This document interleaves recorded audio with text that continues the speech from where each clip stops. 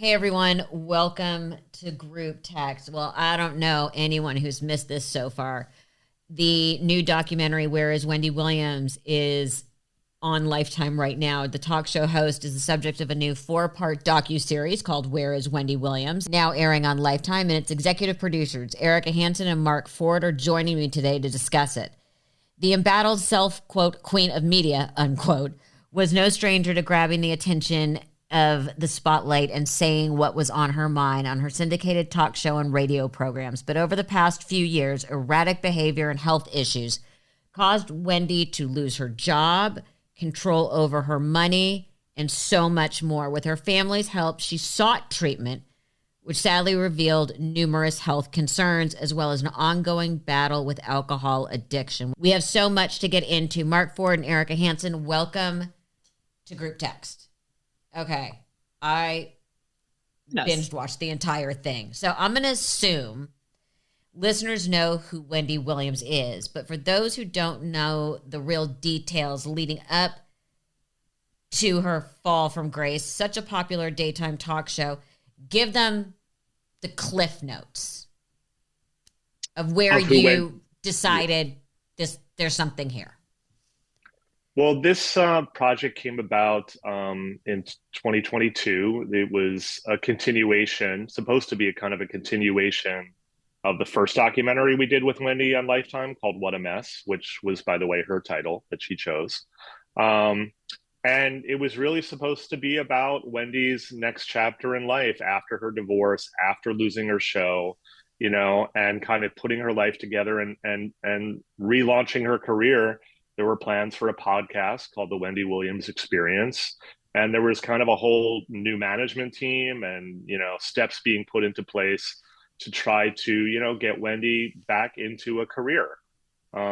So we went and, we're open to that, that narrative and created a deal, did a shopping agreement and a deal and a talent agreement with Wendy, and everybody signed off on it. Her management, the Guardian, multiple lawyers, her publicist, everybody was on board, and we started filming. And, gradually, and I think you could see this in the documentary, the reality just became a different story. It wasn't going to be about her launching a podcast. It revealed itself to be a much deeper, more painful story. And we as filmmakers, felt like that was the truthful story that we needed to follow. And by the way, so did Wendy and her management and everybody involved, You just brought up something that I didn't know. That you guys did Wendy Williams, What a Mess. But I was going to ask, because she's listed as an executive producer on this. I knew just because of being in the business, there had to be a shopping agreement, all this paperwork. But I did not know or realize that the Guardian was already involved when you kind of went back to do her relaunch doc. So what was her mental state when you guys came back in the room and said, and obviously she knew you and felt comfortable with you guys, to say, okay, was she still aware enough to realize, like, I want to do a comeback, this is going to be the launch, we're going to track this. This is going to be a fantastic story. Because from the first frame on, where you start sort of explaining that that's what you're doing, she clearly did not have a real grasp of what was happening.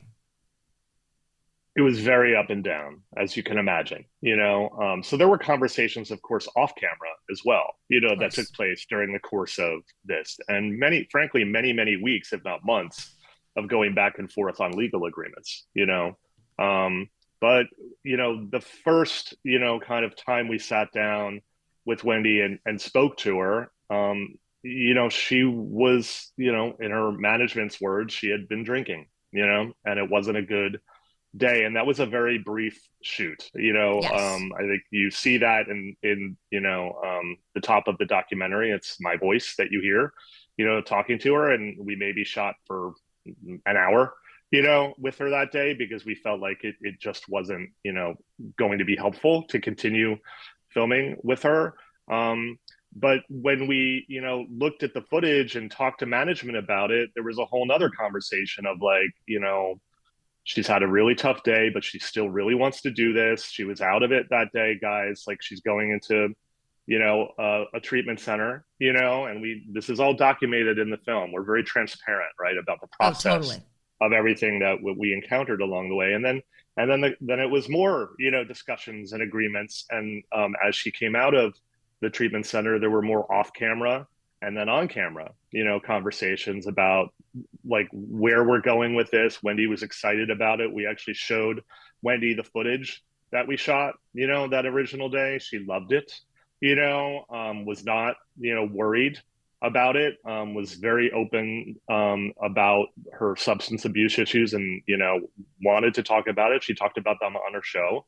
And that was at the point, that Erica, came on board, and we hired her as the showrunner, and brought on a different team, that a very small, close knit team, most of whom had experience, in their own lives or in their families' lives with substance abuse issues, because we were very sensitive that we were embarking on this journey with somebody who had substance abuse issues. So that was foremost in our mind, because we knew that was going on, and we didn't know the extent to which there were other cognitive issues, and you can hear us questioning from, almost the first day, like, is she ready for a podcast? Is this the best, situation for her? Because we had expectations going into it that, weren't really, unfolding in the way that was promised or expected. And that's okay. When you're filming a documentary, the story takes its own trajectory, and it goes where it goes. And Lifetime was also like generous enough to us, to extend our shooting, to allow us to give Wendy breaks, to find our feet and connect with the family and make sure that that part of the story was being told. So this was very touch and go. And there were days when Wendy was like the old Wendy and had a lot of clarity. And there were days where she was not. And we were always asking that question, why is she off? Like, what's really going on here? And the answers we were getting back were like, she's fine. Keep going. There's no worries here. And you can hear the producers going, really? Like, I'll kind of allow Erica to jump in here now, because she had her own kind of experience as she, moved into the filming and was with Wendy, day in and day out. Well, that's what I wanted to ask you when you just brought that up, which I did not realize. Okay, Erica, here you are. Yeah, this sounds interesting. I'm assuming you watched What a Mess. Okay, I know what I'm getting into. I know the public persona. I know there's been trials and tribulations and treatment and all this. Okay, sounds like an interesting job. And then you show up. You had to be like, what have I walked into? Yeah, no, I really did when I first started, I was very intrigued by this. Well, one, Wendy has an extraordinary career, a real trailblazer. And I thought, here's this woman in midlife embarking on the next chapter of her life. And, that a lot of women reinvent themselves, have to make big turns and transformations later in life. So I was very intrigued by that. And then as we started to film, as Mark said, and as you see, the story became something else. And we had to really be nimble and sensitive and trying to follow it. We talked to Wendy we didn't film every day, maybe a couple days a week, but we always had conversations, and we were a very small team. I worked very closely with our colleague, Michael Armstrong. The two of us were like joined at the hip with our crew. And, every day we talked to Wendy about what we were going to do, and, really trying to be a fly on the wall to her life, as she began to prepare to do this podcast. And it, as Mark said, there were some days where Wendy was there, and her unfiltered, funny humor, irreverent. And then we began to see how she was really struggling. And I was very concerned about her relationship with alcohol, and her loneliness. that became apparent very quickly. She lived, for a woman who thrives on people. And think about it, we've all worked in a collaborative medium of television. When during COVID, don't think I had any idea of the impact of isolation on her, which DJ Booth helped explain. And we suddenly realized we were shedding light on Wendy at a stage in her life. Remember, she had just been with her family in Miami, and it was during this year that we were with her. And it dawned on us the importance of seeing what is happening to her in her life under the care of a guardianship with very little, if any, contact with her family. There wasn't food in the apartment. I know food was delivered, but she was, I was terrified she would fall down the stairs. So I think we all, as a little team and family, became very, very concerned and dedicated to documenting this journey. And most importantly, her family, became very comfortable with us as we built a relationship. And being able to share their side of the story in this complicated story and what it's meant to them to have a guardianship for Wendy and how that's impacted their relationship with her. And it's a complex story. And by the end, when we found out after talking to her son and Alex at the very end of filming, that they had, when we interviewed them, that they had found out about this dementia diagnosis, we stopped filming with Wendy then. I think it was the next week. And really, as you can see in the film, talked to Will, who I do think cares about Wendy a lot. I agree. Getting her help, the help she needs. And as he said in his words, the Guardian stepped up and got her in a facility. And so, yes, it was a complex, sensitive journey that was a labor of love, truly, for all of us on the team. Yeah, complex is an understatement. I do have a question, just to sort of some of the questions that I personally would like answered. Okay, so at the beginning of the show, Wendy says that Wells Fargo has locked up her money. She keeps name checking Wells Fargo, Wells Fargo, Wells Fargo. And that seems to be the beginning of the whole discussion about guardianship. So where did this guardianship start? Because what you find, or what I think later in the film, her guardian sucks. You should not be able to trot off to LA and not have your guardian have an idea when this is seriously, clearly someone who is incapacitated either due to addiction or a mental disorder. So we start with Wells Fargo's frozen the money because they're seeing suspicious activity. How do we jump from that to Guardian in one easy step? I wish we could answer that, Melissa, and that we have that same question and had throughout. Unfortunately, because the court proceedings are under seal, there's no way for us or anyone or even the family to access what the argument was, right? For one, why Wendy should be under guardianship, and two, why her family should not be a part of that guardianship. Because there was a period of time after, when Wendy was down with her family, that Kevin Jr. did have power of attorney, and was healthcare proxy. I believe Wanda was the healthcare proxy for a short time, but that all came to an end when the court ordered Wendy back up to New York, and out of the care of the family, and placed her guardian, in charge. So literally that court proceeding was a very small court proceeding, and none of the family members were allowed to be present at that court proceeding. Okay, so wait, hold on. This is where I'm confused.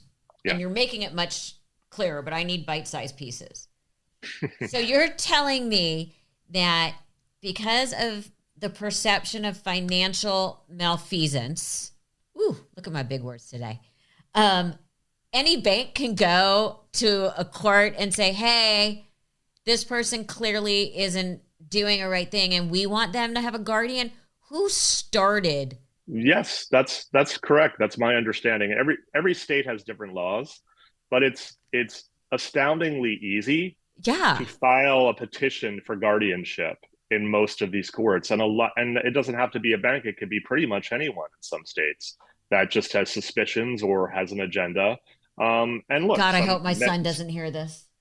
yeah, but I mean, it makes you really think about getting your papers in order, your legal, things in order, so that it's very clear if something, if you were to become mentally incapacitated, what is the chain of command, of who Mm. you want in charge, and making that very clear. Now, they could still come and say, Melissa, your son is in charge of your fortune. You know, um, he's not doing a good job and we don't trust him. So we think we should take control. And thank you so much, Melissa's family, but you're no longer needed. That's the gist of what occurred, here with the Williams Finney family. Now, we don't know the guardian's reasons for stepping in. We don't know that because they're not available to us. And no one, of course, we try to, ask everybody, to provide comment, but they won't. And guardianships are typically very, very, very difficult to pry into and understand. So she's at one point gave Kevin, her son, power of attorney. They start to suspect him of spending too much money. She keeps saying they cut off her money, but she still seems to be shopping. So obviously she was somehow accessing money. But where was her business manager? She had so much money and properties and this. Where was the business manager? Because I can only assume she was not sitting and doing her own taxes. Good question. We don't know. We just don't know, like, where those people were or why there were a lot of transitional movements, right, with her management when this guardianship started, and a lot of the old guard moved away, and the new guard came in. But at that point, really the guardian, was financially in charge of everything. That's their biggest role, is to be in charge of all the finances. And then they have this other role, right, of being overseeing her health care. And we did go with Wendy. I think it was on day one or two of filming. We said, is Wendy have doctor appointments? We need to be with her and see that she's getting care. And, there was a healthcare proxy, right, present during the filming of Yeah. those scenes. Or Erica, you did have conversations with her. So there was somebody there, but they were just sort of like driving her around to appointments, and none of that information was being transferred back to the family at all during that time. And I found that, and Erica, you sound like you were really boots on the ground and front row for this. Mm-hmm. There's clearly something wrong with this woman. Mm-hmm. And I'm assuming the guardian was aware of all this kind of erratic behavior. How can they just sort of sit there and watch? I mean, and all these doctors, they're just signing off and saying, oh, she's fine. I mean, I feel like there's no one's watching. I mean, that's what I found so fascinating.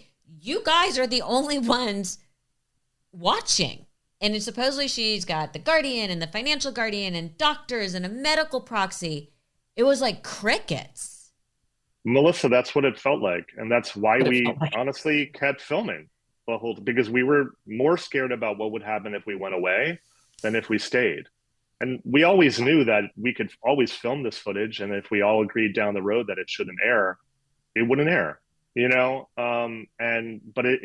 I can speak to the compassion and care that Erica and Michael Armstrong, and who was our supervising producer, who you hear throughout the documentary, they became very, very close with Wendy. You can see how much she needed, that human contact that she was missing. And they happen to just be incredibly compassionate, wonderful, kind people. And honestly, that's part of the reason why they were put into the project. But we cared so much about her that we didn't want to see anything happen to her. And, in some ways, we're like, let's just keep rolling and keep going until we get the family in place and can see that Wendy is in a safer place. Remember also that this was over the course of a year. So you're seeing it condensed into 4 hours.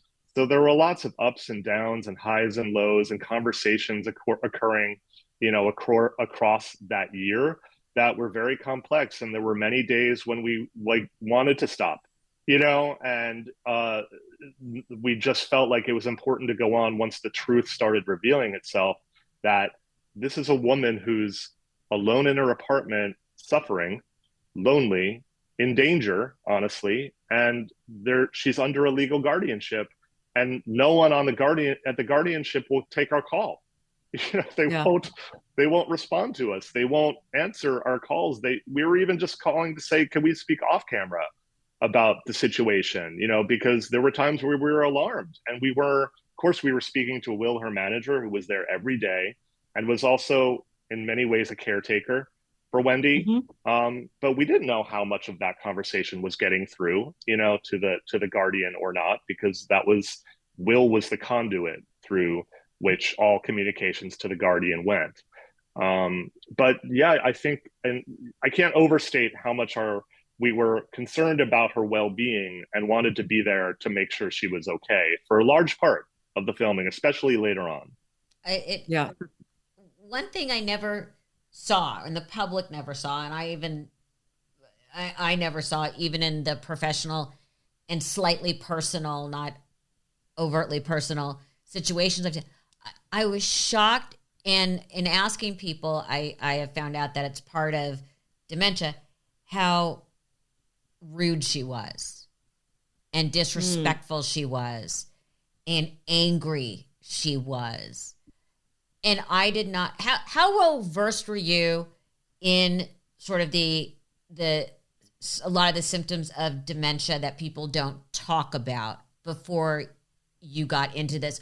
Or did you have to start Googling and reading encyclopedias on the fly? The only reason I know about this is because one of my good friends, one of her oldest friends, had early onset Alzheimer's. And they said in hindsight, they looked back, and it makes sense with a lot of this sort of anger that didn't make sense at the time, and behavior being rude and all these things at the time. Then they knew. Did you have to suddenly like bone up on all this?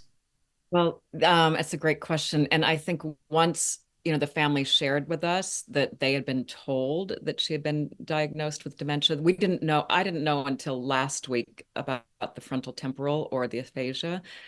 But then, I did do research, and then looking back on our experience, it began to make more sense. But at the same time, Wendy is known for being outspoken and unfiltered and very direct. The first thing she said to me, I can't believe I'm saying this. The first thing she said to me when I met her is, she's like, "How old are you, Erica?"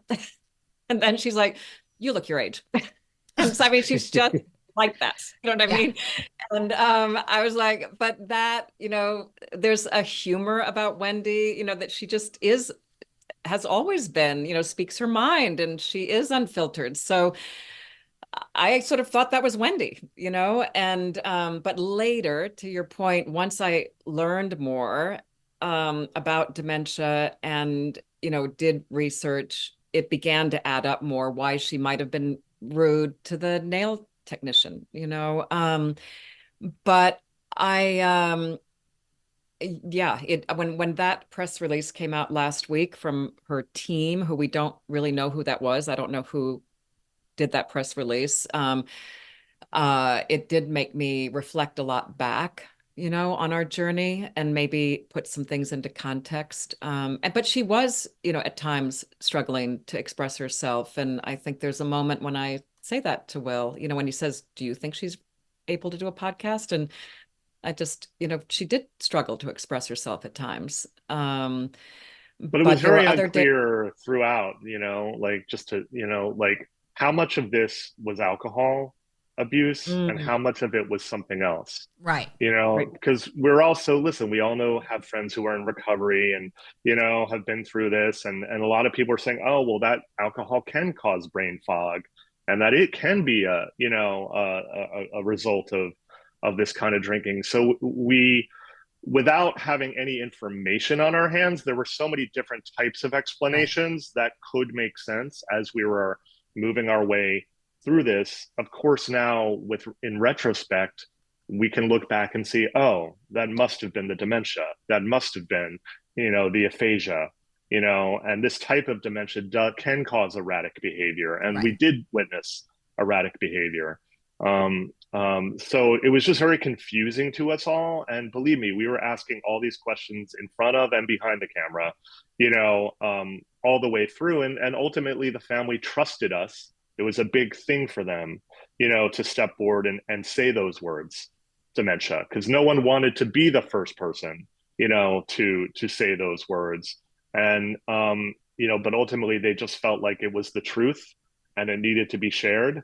And it also like helped people understand the stakes of their kind of battle to be back in their mother's, sister's, aunt's life. Like, how many, great days does Wendy have left, with this kind of a diagnosis? And shouldn't she be spending them with her family? How long did the family know before they admitted it to you guys? How long, or anyone in her circle, before they said, okay, look, we've known this for a minute? What do you think, Mark? I think it was probably a couple months, I think So the nothing first thing, egregious. no, I think, listen, of course, Kevin became on as an EP, and there were all kinds of conversations, right? And we had to do legal agreements with Kevin Jr. And, so we had many conversations with him going into it, about the parameters and what the family wanted to talk about. And he was very, very open. He was ready at that point because he had been quiet for a long time. So I think they all sort of wrestled with it in their own timelines. But I also think they got to know us, and they got to know Erica and Michael and the filmmaking team, and they trusted them that Wendy's best interest would be, in hand. Um, and they've seen the documentary, obviously, and are totally supportive of it. And that's why we also intentionally we made sure that there was no leak, of that Yeah. information prior to the documentary. We never would have made that part of the press because we felt like it was important to share that information in the context of the story, that you see. But, Wendy's, care team decided to release that information prior. You bring up Kevin, and and this is because you guys did a good job. Your emotions about Kevin vacillate throughout the series, I found. So first I was like, and maybe because I know more behind the scenes, first I'm thinking this poor kid had to go through a horrific, very public, very embarrassing divorce, right? Managed to salvage a very strong relationship with his mother. He then sees her go into chaos. She obviously trusts him to give him power of attorney. And then he's accused of doing all these things, and they don't want to hear, the Guardian doesn't want to hear, but my mother threw me $100,000 birthday party. Yeah. Should he have stopped her? Yeah. Stopping Wendy from doing something? Good luck. And then you see how painful it is for him to be with her. And you see him actively trying to get her healthy. Why is the narrative so negative about him in the wider world when you guys portray him as a good kid? Do you think that's going to get through? Is that going to help the family's cause? Well, interesting. The one thing to that point, I think my time that we spent with Kevin, my impression of him, here's this young man, he was in his teens, right? When he was clearly, this is a story that millions of people can probably relate to. Here's a young man, a teenage boy how do I deal with my mother's struggle Addiction. with alcohol and the impact it had on him and their relationship. And my sense was he was so concerned, like trying constantly to fix it, maybe not knowing you can't really fix it, right? It's up to the person. and trying to do everything in his power. But in the end, we all are powerless over someone else's addiction, but trying to do everything he could to keep her healthy. And I think you feel that, at least I felt that when I spoke to him and spent time with him. And, I don't think I had any idea how many times in his life at a young age he was trying to save his mother or take care of her, which isn't easy. And he said he didn't misspend her money, that she gave approval, and, who I don't know, but I feel like he has been caught up in a very challenging situation. And now I think the film also raises a lot of questions about the mechanics of a guardianship. And one, I'm a mom. I don't understand why in a guardianship can a child not contact their parent for, it's now been since last April. I mean, she can contact him, but not the other way around. There are just so many questions that come up from this story. And I don't know, to your point, why he's been portrayed in the media. I mean, my impression of him from the time we spent with him was, um, a young man who's very concerned about his mother and trying to keep her safe. And I don't even think we included everything about all the times that he stepped in to try to save her from some serious addiction issues. Yeah, he was trying to save her from herself. 100%. And I said he was trying to save her from her house, from herself. Mm-hmm. And he grew up with Wendy like this. She's been open about her addiction issues for many, many years. So Kevin's a young man. Like, he grew up, dealing with this his entire life. And Wendy was, and I hope is, a very wealthy woman. And it's not unheard of for, somebody in her circles to spend $100,000 on her birthday party, or let her son order whatever he wants from Uber Eats and charge it to the credit card. If those are the reasons why he was removed, then that seems, like ridiculous in some ways, because at the level of wealth that Wendy had at her height, that really is up to her, how to spend her money.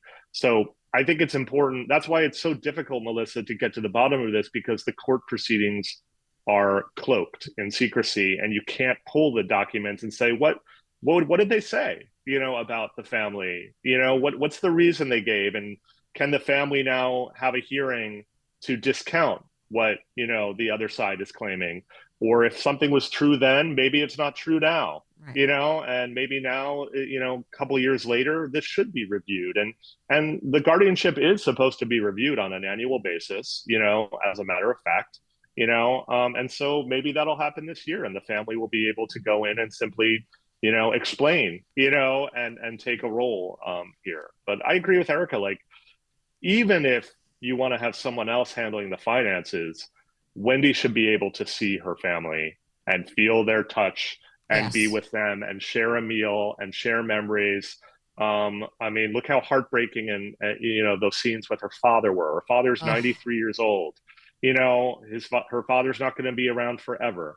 Why is Wendy being kept away from seeing her father, her sister, her brother, her son, her nephew, her niece, all who love her? We had seen all the press articles right before we met, Kevin and the family. And I think something that was just like very, not so, I don't want to say surprising, but we were relieved to see how wonderful this family was, even despite with their ups and downs, and everybody doesn't get along like everybody's family. But I don't think you can deny that their hearts are there in the right place, I was going to get to that, but go ahead. I was going to just mention one thing. When we were with Alex, when she came to New York and hadn't seen Wendy in, I think, almost a year, she was truly so excited to see Wendy. I mean, you could feel it just being around her. And when she got to the apartment and so many things were gone, and Wendy, like the difference between Wendy a year ago to that time, I think was very disturbing for Alex. And it was very upsetting to her. And to Mark's point, when you think about it, time is precious, right? Like it really, and I think Alex realized she wasn't in the best of care and that things weren't okay. And that was really upsetting to her and shocking. When she is with her father, it is absolutely heartbreaking. And there's a scene where she is with almost all of her family, and she doesn't know where she is or who's with her. You capture so beautifully the pain. It's heart-wrenching to see firsthand. Mm-hmm. And you see that the strongest people in the family are her sister, her niece, and her nephew. And it feels like that moment, like Alex, her niece, was already starting to do things. Her nephew had a very clear understanding of what was happening and what was going on. It felt like that dinner or that visit really is what propelled her sister to action, to say, it's enough. With a woman like that, it's really hard to get your head around that she has not been assigned her guardian. This is not a lightweight. She's a lawyer. I mean, Wanda's a lawyer. Yeah. And I think she had, as she said in the film, she had volunteered to do it and felt that she was capable. But again, I don't think she knows, or anyone in the family knows why why they were not chosen to have that role. It feels like the table should be turned in a way that, like, it should be much harder, just from the outside now, having seen this, it should be much harder for guardians to step in and remove care from the family. It feels like the burden of proof should be reversed. Like, you really have to prove that you're going to improve this person's care if you really want to step in and appoint a stranger, right, to manage. This person really better be, in dire jeopardy to remove all family members, from the care. And we don't understand. And I think everyone has this question, right? Like, it's infuriating. Why isn't Wanda involved? Why isn't Alex involved? Why isn't Kevin involved? Like, why not? And if there's a reason for it, then I guess tell us why. They should tell us why and tell them why. Tell them why. Mm-hmm. Even if you don't want to make it public, tell them why, so right, they can hire an attorney and dispute it if they want. Will comes off, at first I thought, oh God, with Will, like a big ol' eye roll. I feel like he genuinely cares about her and cared about her and is genuinely distressed that he has no idea where she is or what she's doing. And he comes off as a lovely person. That publicist. Let's discuss for a minute the publicist. Her name escapes me. Now, I am not necessarily proud to say I have had to work with crisis PR. The behavior is well beyond comprehension. First of all, Mm-hmm. how did she, for someone who doesn't have a credit card, how the hell did she get on a plane and buy 2 tickets? Number 2, why is she driving around LA? Why is she letting her drink? Why would she set up a meeting? Why would she talk about putting her in on the red carpet?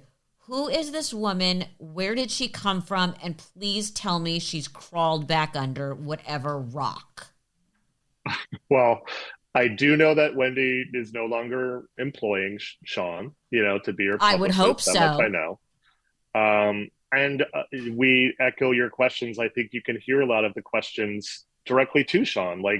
And we really gave her every opportunity to kind of explain the whys. And I can't speak to her motivations, but I do believe that neither Will nor Sean were aware of Wendy's diagnosis, like that they hadn't been made aware of it.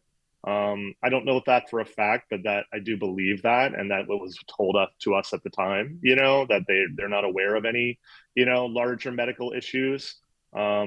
Listen, Sean says in the piece that she doesn't even think Wendy has a drinking problem, which was, Wendy's already said publicly many times that she does. So I think yes, it Will, was all I think infuriating to Will, watch. yeah, I think Will is a good guy.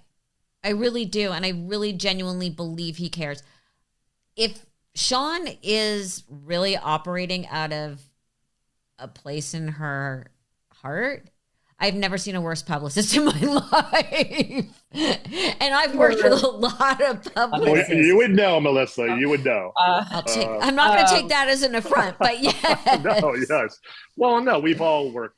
Oh, I know, but I'm just saying. Years. And yes, it was highly unusual to say the least. And honestly, that's why it was kept in the film, because it was just such an unusual event, and Wendy wasn't allowed to be traveling out of state. Like, it wasn't supposed to happen.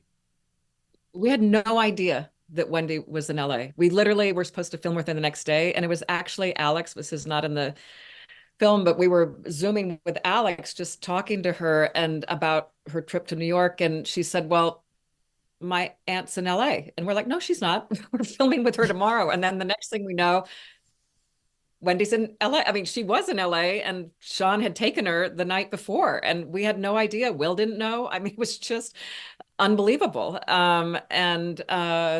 We were stunned. And I do think you see in the progression of the film, Will's transformation in a way. What's the better word? Will really, yeah, he really does change, and he does care, and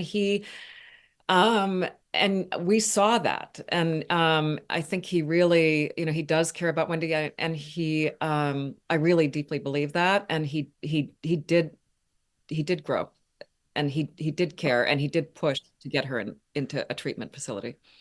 I want to echo that too. I do believe that Will's heart was in the right place, although I think his actions, people can criticize them as much as they want, but he was also in the dark a lot of the time. And I think it was a lot of wishful thinking.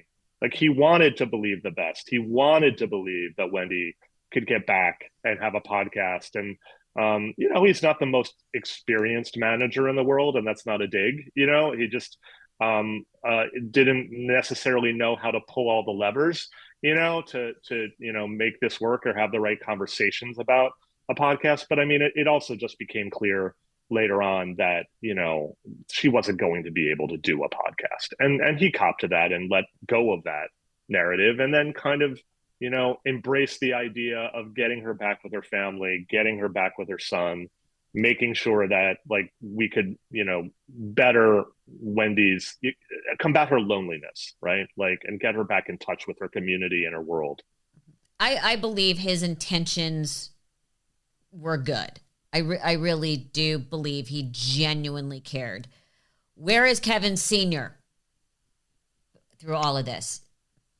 We don't know. He was never considered. Wendy made it clear from the beginning that she didn't want him involved in any capacity. And we just never pursued, I may have, listen, I had a conversation with Kevin Sr. way back when we did the What a Mess documentary, and, they were going through a messy divorce at the time, and he didn't want to be involved in that. And I think I did reach out and text him once, later in the production to see if we could get on a call and talk, and he never replied. But he was never going to figure into this narrative, because he's just not a part of Wendy's life at all currently. And is he still in touch with his son? Did they still have any kind of a relationship that you're aware of? We didn't really discuss that with Kevin Jr. Yeah, I don't know. I don't think they're around each other that much. I think, they're in different geographical locations, but Kevin didn't really get into that with us. So give us the update for people who haven't been following this.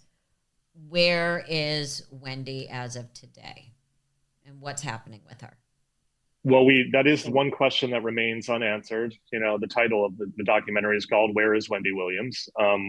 We don't know exactly where she is, the location of it, but we do know that she's in a facility that is, designed to treat, the issues that she's suffering from, cognitive issues and dementia, and that she's been there for quite some time. And that, although we haven't spoken to her family has spoken to her. You see some of this in the documentary, but that those conversations have continued, and they feel like when she does call them and they're able to get her on the phone, she sounds much better. She sounds more clear. She's of course she's sober because doesn't have access to any substances, and they're hopeful. They're hopeful that she's sounding much, much better. So we only know that information secondhand from the family, because we haven't been able to speak with her directly. Yeah, at the very end of the film, you have a recording of her talking to her sister, and she sounds great. Yeah, even when she calls Will right before he's sitting down for an interview and you hear her voice. I mean, when I heard that, it really hit me. I thought, wow, she just sounds, the energy, the vitality, there's a vitality and an energy, and it made me feel very hopeful that she's doing better. And that, honestly, that means so much to all of us, that she seems to be in a much better place, in a safe place, getting the care she needs. And that is what we were most concerned about every step of the way, particularly at the end when we really were pushing that, like what is going to happen next for her. Erica Hanson. Yeah, go ahead. We're very hopeful that she's now in a better place. We've left her in a better place than we found her, and that she is getting the adequate care, that she needs for her particular, battery of issues. Because there had been a lot of treatment centers and things like that maybe weren't, the best way to handle what her diagnosis actually is. But with care, she can get better, and she can have great days and have, a good life and be around friends and be around loved ones. And so we really just hope this documentary can expedite, that journey of the family back with their loved one. And, that we had some small role, in pushing for her to get the care she needed, because, yes, we're filmmakers, but we're also human beings. And I can't tell you how many conversations we were having, towards the end of filming, where we were absolutely insistent that something had to be done, that she could not be left in that apartment any longer by herself. One little thing that I just wanted to mention, in her living room, on her couch, was a pillow that your mother gave to her. And anytime anybody came to visit, that's the first thing she would point out. And she'd curl up on the sofa with that pillow.